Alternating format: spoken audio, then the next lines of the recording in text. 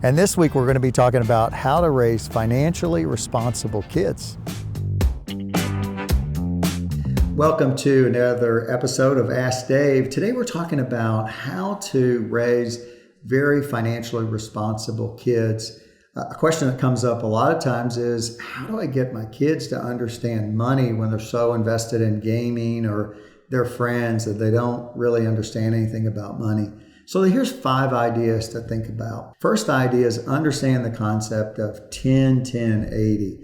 When I got in the business, I had a client who was very wealthy, and he told me about 10-10-80, the principle of the first 10% of his money basically gave it away. He thought that this is God's money and he wanted to be a good steward, so he gave that money away to the less fortunate. The next 10% he saved abundantly.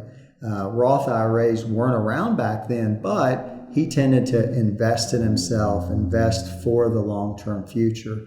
And the other 80%, spend on what you want. He chose to spend on things like farmland and cattle, and so that worked out very well. Understanding 10-10-80 as a principle might be really good. Also, understanding your children to know if they're a spender type or a saver type. I'll ask this all the time is, what are they like? Are they a spender or saver?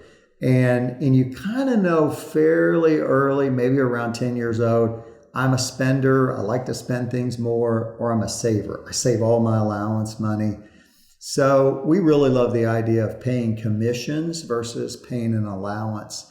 You have to do something to earn that money. Cut the grass, take out the garbage, help clean around the house. Those chores could create commissions you get paid for versus the idea of just being an allowance. You're in the household and you earn money for existing.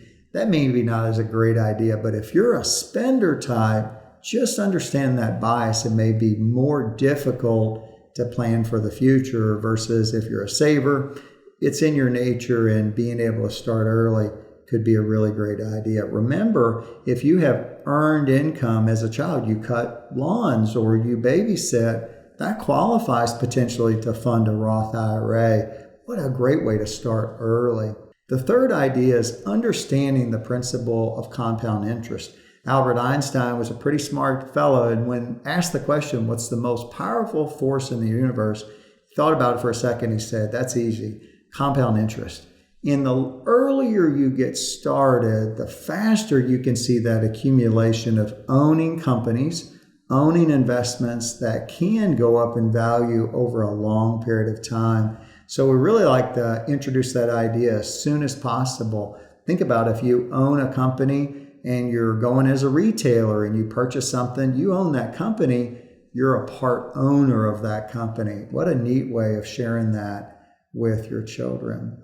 The next item is making sure they appreciate and observe not getting into debt. Being able to use debit cards versus credit cards. We really like the idea of go down to the bank or going to the credit union and being able to begin with a debit card. And then as they get closer to college, having a credit card that you might add them on as an additional user so they can build up a credit score. We know that credit score is going to be valuable to them when they go to maybe get a down payment on their first home.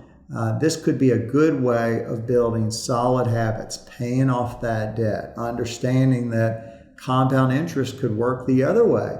If you've got 19% in credit card debt, that's going to be difficult to earn enough money in the markets consistently to be able to keep up with that. And the fifth thing to think about is being big givers.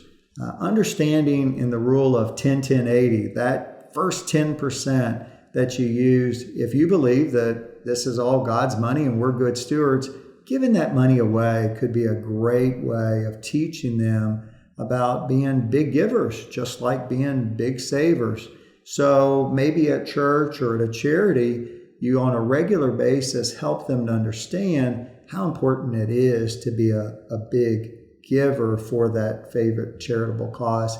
And then being able to go visit the charity. Maybe you're able to deliver clothes or help feed the homeless. This would be another way of tying in time, talent, and treasure. If you're interested in being able to raise more financially successful kids, starting early is a great idea. If you need some help with that and guidance, call us at Weinberger Financial Services, 270-699-9600, or look us up on the web at weinbergerfinancial.com.